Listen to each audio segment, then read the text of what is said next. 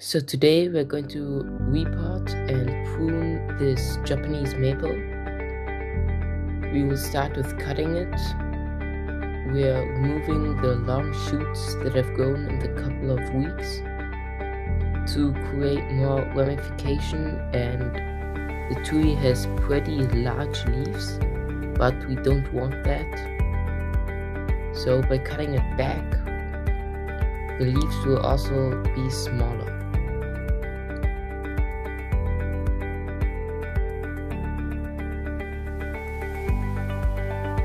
So as you can see here, we are trying to cut in front of the buds so it can bud back and create more smaller branches.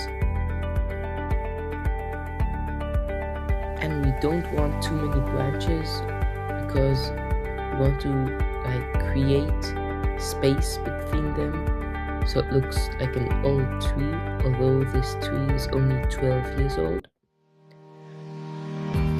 Now we're going to cut with the concave cutter and cover it with this paste.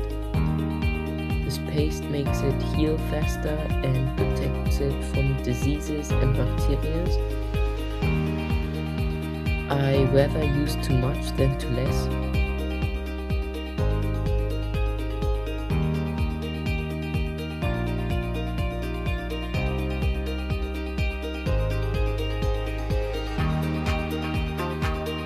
Now we're going to repot it.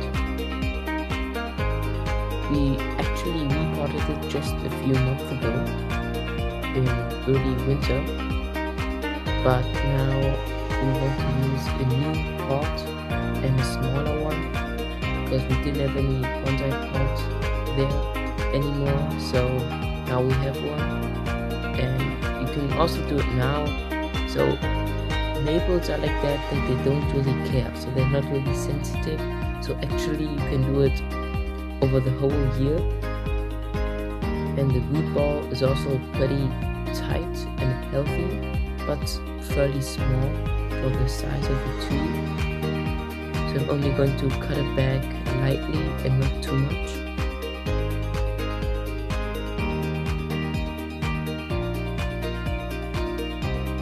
The tree doesn't have any visible big nibari, and only the base has a little bit of wood attached to it, and the rest is still green and bendable.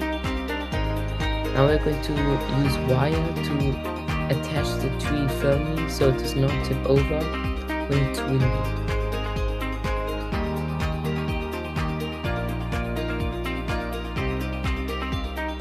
This compost is still fresh and in good condition, and I'm using akadama from Japan to create air bubbles and oxygen.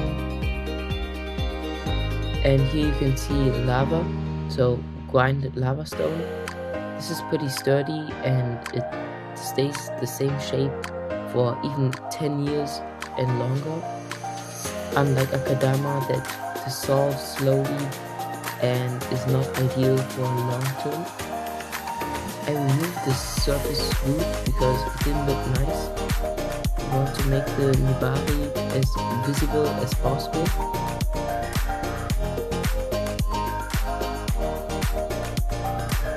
Now we're going to mix the soil. I personally always add 20% akadama, 20% lava stone and 20% grinded normal garden stone, so nothing special. And as a small extra, you can also use a little bit sphagnum moss and 50% normal garden compost. The sphagnum moss is very useful because it can soak up a lot of water, and in hot summer it always gives it to the tree very slowly. And you can also use it if you have a sick tree, because I have good experiences using sphagnum moss.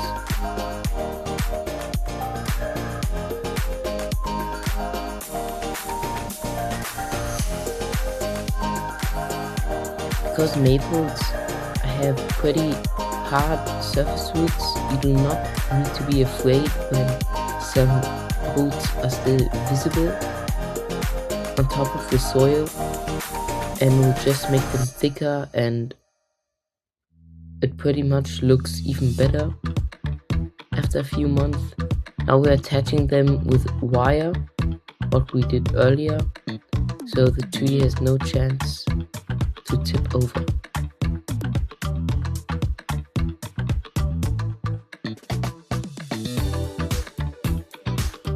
I'm adding some moss and some grass. As you can see now, it's like just, I'm not sure what it's called, but it's definitely not moss and looks like tiny grass. And now in the next couple of months, everything is going to cover and the whole pot will be green. This is the end product. We're watering it so the tree and roots have good contact to the soil and the moss can grow. I hope you enjoyed this video. Thanks for watching, and don't forget to like and subscribe. See you next time.